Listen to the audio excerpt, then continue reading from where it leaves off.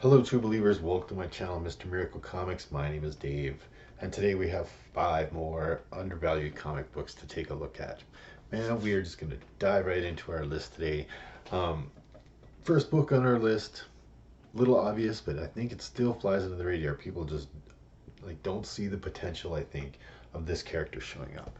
And so it's from 1991, and it is the X-Men number 282, which is the first cameo and first cover appearance of Bishop. So it makes it his first appearance of Bishop.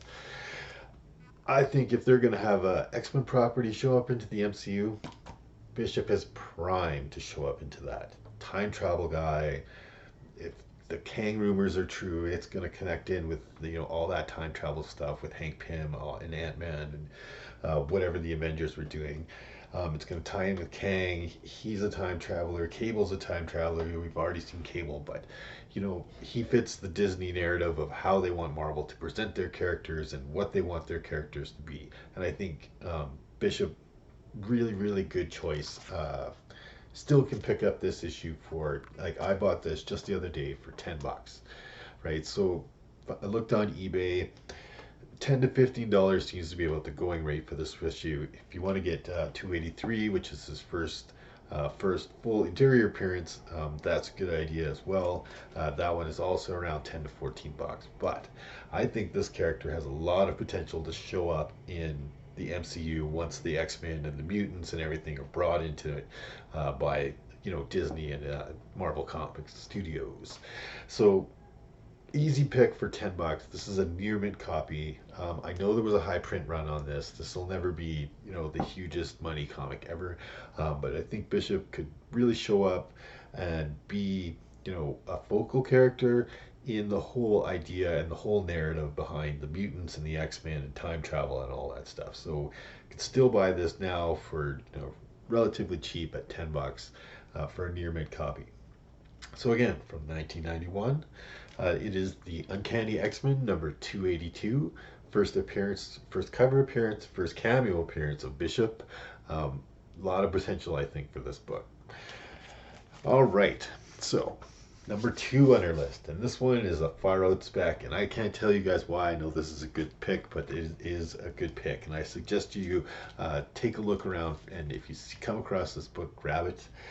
It is from 1976, and it is Marvel Presents Guardians of the Galaxy number 4. All right, into the Maw of Madness. So in here is a character that appears named Nikki Gold, right? And Nikki Gold has a lot of potential to show up uh, into the MCU and in Guardians of the Galaxies in general, right? There's also a character in here named Alita who shows up for the first time. But I think the pick in this one is Nikki Gold. Now this book is super cheap. I mean, people ask for crazy prices. Near mint copies go for about $20. You can find them lots of times in dollar bins, still up there. There hasn't been any movement on this comic much in the last couple of years, and there won't be for a while. So don't FOMO like, oh, Dave said I should get this. But if you come across it, grab this book. I've been grabbing several copies of it myself. I think this book has a lot of potential because of Nikki Gold being in it. You might not agree with me, but I think so. And I think she's going to show up in some sort of cosmic property in the MCU as well. Again, she fits very well into the whole narrative of the cosmic end. And Marvel has continually said we're going to split this up. We're going to have our cosmic teams, our big powerhouses, and we're going to have our street level guys, right? Their Punishers, our Daredevils. So how they end up doing that, I don't know, but she would very much fit into that cosmic side of things. It's an easy book to find. Some people asked quite a bit of money for it. It is the second Guardians of the Galaxy in Marvel Presents. It's an early appearance of the Guardians of the Galaxy, the original team with Yondu and stuff in there. But I think it has a lot of potential, and it's super cheap, right? Like I said, near mint copy you can get for $20 out of this guy. Not slab, of course, but anyway, that's number 2 pick, and I think it's a good one, and I think people should, if you come across it, grab it. Don't FOMO. You got lots of time still, but this one is a far out spec for, the cosmic end of Marvel Universe. So that's from 1976.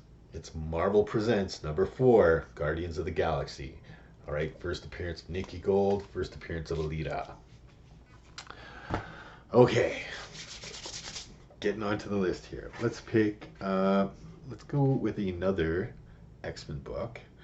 And this time I picked Uncanny X-Men Uncanny X-Men number 193 from 1985. Okay, and that great battle cover on there. And this one, we have the first appearance of Firestar in it. This is her first continuity appearance, actually. So she does make her first comic book appearance in Spider-Man and His Amazing Friends #1. But that's a different universe Spidey. I believe that's the same Spidey as the Electric Company Spider-Man.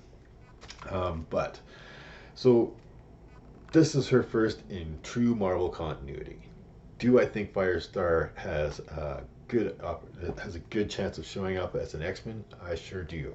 I think she's a popular character for a lot of the TV watchers, right? People that my age that grew up watching Spider-Man and His Amazing Friends all know who Firestar is. She kind of got into the comic books. She's a mutant, all this kind of stuff.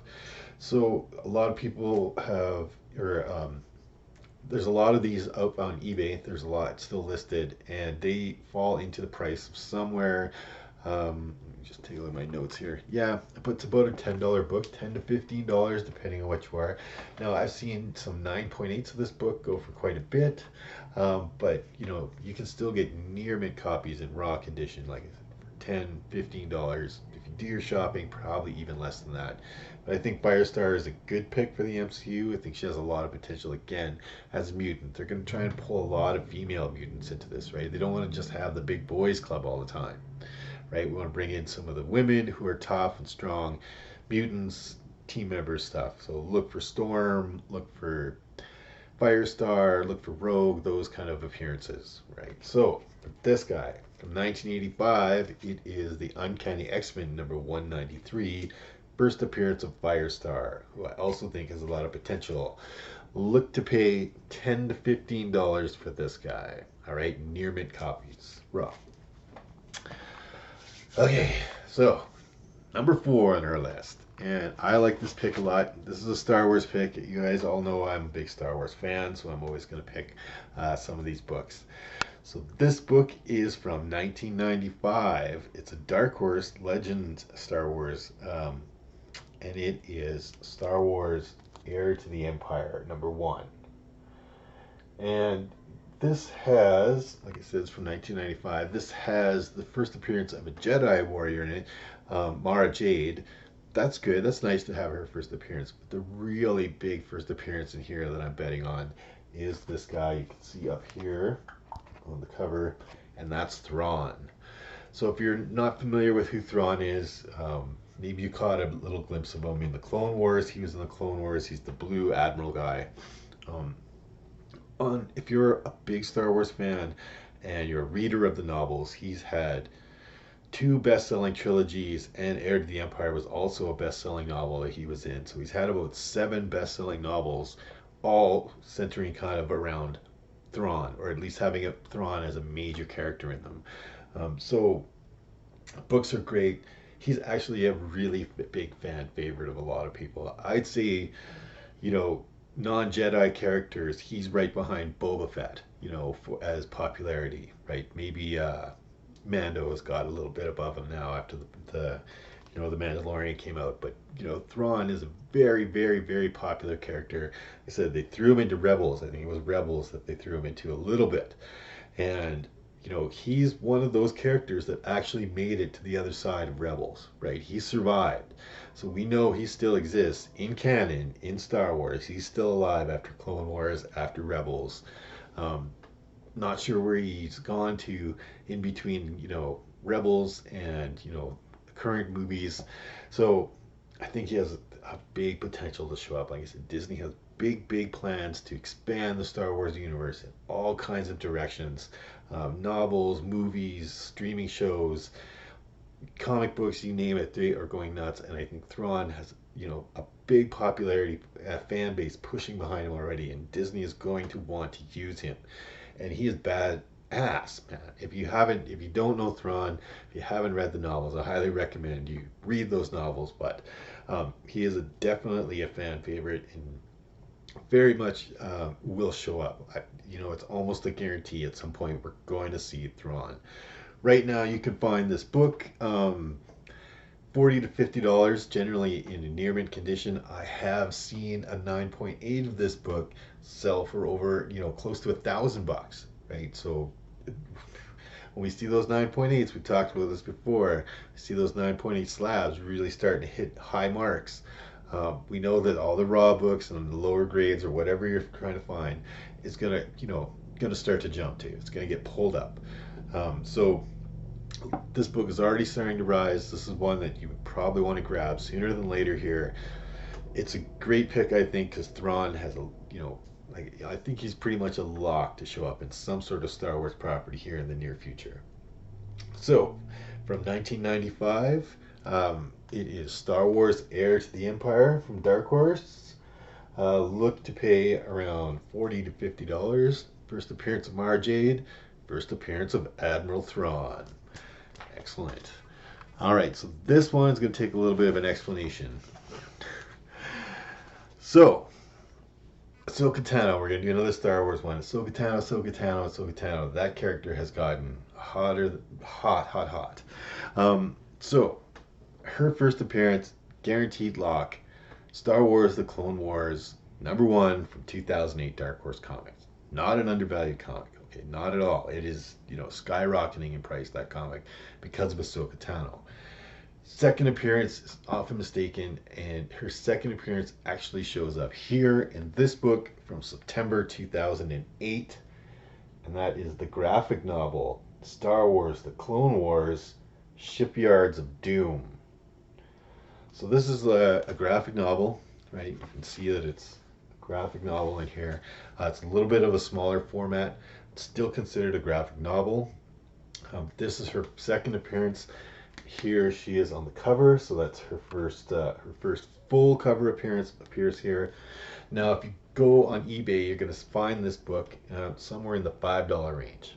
Okay, this is a cheap book. People don't realize that this is Ahsoka Tano, the big one that they're looking for, her second appearance. You can get this for $5. And then there'll be a whole bunch that are listed in the hundreds of dollars with a red cover with Ahsoka Tano on it, listed as her second appearance as a Target DVD exclusive. That is not correct. That is not correct at all. That is not her second appearance. And I'll tell you why. September 17th, 2008, Star Wars The Clone Wars #1 comes out. That's Ahsoka Tano's first appearance. September 24th, 2008, about a week later, this book comes out and hits shelves, right? This is Ahsoka Tano's second appearance. October 15th, 2008, Clone Wars #2 comes out. That's her third appearance. November 11th, 2008, Target released the DVD with this reprinted in it and a new cover put on. That makes that her fourth appearance. That book did not hit shelves until November 11th, 2008, just in time for Black Friday shopping when they were selling their special DVD kit. Don't go on eBay and buy the red cover book. Don't pay a couple $100 for a fourth appearance reprint with a new cover on it. Right? Key Collector even has it listed as her second appearance. That is incorrect. You can go ahead and you can look it up yourself. That Target exclusive DVD was not released until November 11th, 2008, making it Ahsoka Tano's fourth appearance. Her fifth appearance would be Clone Wars #3, which was released on the 19th. Man, that took a little bit of research to figure all that out. However, that means that this book here solely is her second appearance. The same as the New Mutants' first appearances in a graphic novel. Ahsoka Tano's second appearance counts in this graphic novel, and you can find it listed on eBay for around $5. Lots of copies of it for around $5. Not a problem. So that's a deal, right? And, you know, if you were thinking, oh, I should get the special edition, don't do that.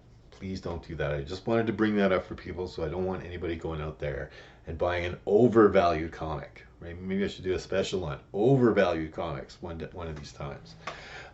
Anyway, so from 2008 on September 24th, 2008, this comes out as Ahsoka Tano's second appearance. Look to pay between $5, maybe $10 plus shipping on eBay for this guy. And if you can't find it in the comic book section, look under books, actual books, because there'll be some of it listed in there too. All right, so that was our fifth pick for today. That's been our video. I really appreciate everybody coming out and watching it. Thank you to all the new subscribers I've been getting lately. I really appreciate everybody that hits it and everybody that hits the like button. Thank you so much. Once again, we will see you in the next video. And just remember, Wednesdays are new comic book days, but every day is old comic book day. All right, we'll see you next video.